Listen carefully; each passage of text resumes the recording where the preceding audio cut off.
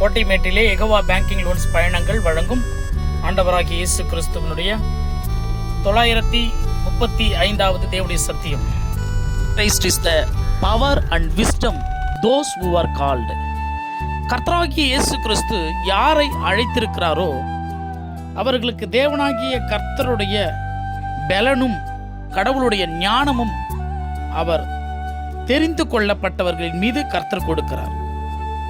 அது யாரா இருந்தாலும் சரி, யூதரானாலும் கிரேக்கரானாலும் அழைக்கப்பட்டவர்களுக்கு கொடுக்கப்படுகிறது. அழைக்கப்பட்டவர்கள் ஆண்டவருடைய அற்புதத்தை காண்கிறார்கள். தெரிந்து கொள்ளப்பட்டவர்கள் அனுதினமும் தேவனை தேடிக்கொண்டே வருகிறார்கள். அவர்களுக்கு தான் வாழ்க்கையிலே சிக்ஷைகள். அவர்கள் இயேசு கிறிஸ்துவை எப்படியாவது ஏற்றுக்கணும். அதுக்கு வாழ்க்கையில் என்னென்னலாம், அது சோதனையை கொடுக்கணுமா, அது அற்புதத்தை கொடுக்கணுமா, அது அதிசயத்தை கொடுக்கணுமா, எப்படியோ ஒரு வகையிலே கர்த்தராகிய தேவன் அனுதினமும் கர்த்தருடைய ஜனங்களை தெரிந்து கொள்ளுகிறார். இயேசு கிறிஸ்துவை ஞானமா பிடிக்கிறதற்கு வகை தேடினார்கள். மார்க்கு புஸ்தகம் 12வது அதிகாரம் ஆச்சுன்னா, பேச்சிலையாவது அவரை பிடிக்கணும், இல்லைனா அவர் செய்கிற செயலையாவது பிடிக்கணும்னு சொல்லிட்டு வகை தேடிக்கொண்டே இருந்தாங்க. யார்? இந்த பரிசேயர், ஏரோதியரில் சிலர். இப்போ ஏரோதியர்களிலும் பரிசேயர்களிலும் சிலர் போயிட்டு ஞானமாக இயேசு கிறிஸ்து கிட்ட பேசுகிறாங்க. வஞ்சகமாக எப்படியாவது அவரை எதையாவது லாக் பண்ணி எப்படியாவது அவருக்கு சிலுவை தண்டனை கொடுத்துடணும்னு சொல்லிட்டு வகை தேடி கொண்டு இருக்கக்கூடியவர்கள் அங்கே மட்டும் கிடையாது, ஒவ்வொரு சபைகளிலும். ஏன், எனக்கே எவ்வளவோ வகை தேடி கொண்டிருக்கிறார்கள். இன்னுமே என்ன கிடைக்கும், உன்னை என்ன எப்படி போட்டு கொடுக்கலாம், எப்படி சபையில் பிரச்சனை அகப்படுத்தலாம், இப்படி வகை தேடி கொண்டிருக்கிறது சாத்தான் மட்டும் கிடையாது, எவ்வளவோ மனிதர்களும் கூட. அன்றைக்கு ஆண்டவராகிய இயேசு கிறிஸ்துவை வகை தேடி கொண்டிருக்கப்படும் பொழுது ஏதாவது அவர்கிட்ட அகப்படும் சொல்லிட்டு இருந்தாங்க. அப்போ இயேசு கிறிஸ்து கிட்ட ஞானமாக பேசுகிறாங்க. எப்படின்னா, போதகரே, நீங்கள் சத்தியம் உள்ளவர், எவனை குறித்து உமக்கு கவலை கிடையாதுன்னு எங்களுக்கு தெரியும். நீங்கள் முகதாட்சணியமும் இல்லாதவர், தேவனுடைய மார்க்கத்தை சத்தியத்தை உள்ளபடியே போதிக்கிறவர்னு எங்களுக்கு தெரியும். இப்படி இருக்கப்படும் பொழுது ராயனுக்கு நாங்கள் வரி செலுத்தலாமா, ராஜாவுக்கு வரி செலுத்தலாமா, இல்லை நாங்கள் கடவுளுக்கு செலுத்தணுமா?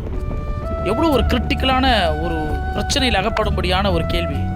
இயேசு கிறிஸ்து ஞானத்தில் சிறந்தவர். அவர் சொன்னார், ராயனுக்கு உண்டதை ராயனுக்கு கொடுத்துருங்க, தேவனுக்கு உடையதை தேவனுக்கு கொடுத்துருங்க. அவங்க அந்த ஞானத்தை பார்த்து அப்படியே பிரமிச்சு போயிட்டாங்க.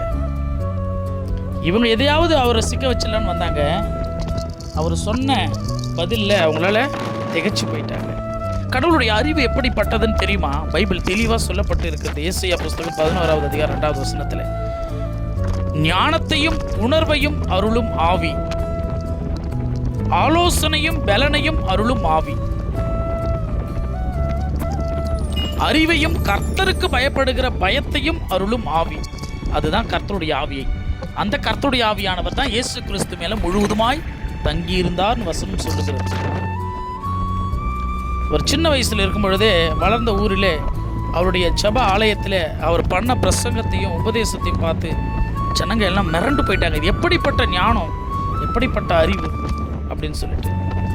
ஏன்னா அந்த பிள்ளை வளர்ந்து ஆவியிலே பலன் கொண்டு ஞானத்திலே தேவனுடைய கிருபை அவர் மேல் இருந்தது. ஏன்னா அது தெய்வம். ஆகவே கர்த்தருக்குள் ஞானம், அறிவு, இவைகளுடைய பொக்கிஷங்கள் எல்லாம் அடங்கியிருக்கிறது. இது எல்லாம் கர்த்தரை ஏற்றுக்கொள்ள காத்திருக்கிறவர்களுக்கும், கர்த்தருடைய வசனத்துக்கு ஏங்குகிறவர்களுக்கும், தேவனால் முன்குறிக்கப்பட்டவர்களுக்கும் அனுதினமும் கர்த்தர் கொடுத்து கொண்டிருக்கிறார். ஆகவே முதலாவது நாம் இயேசு கிறிஸ்துவை தெய்வமாக ஏற்றுக்கொண்டால் போதும், அவருடைய சத்தியத்தை கவனித்தால் போதும், அவருடைய அதிசயம் நம்ம வாழ்க்கையில் விளங்கும். கர்த்தர் அனைவரையும் ஆசீர்வதிக்கும்படியாக அடுத்த தெய்வ செய்திகளோடு காட் சர்வன் சகரியா.